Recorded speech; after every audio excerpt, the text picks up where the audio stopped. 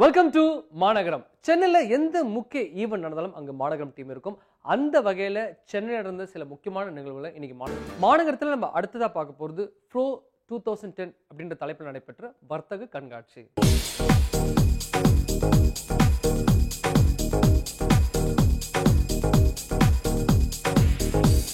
In the Tamil Nadu, the TTN region, people in the franchisees, the preschool franchisee padi, enna users utilize the benefits with low investment, good quality education. We are utilizing this, and this is a good platform for us to expose our business also.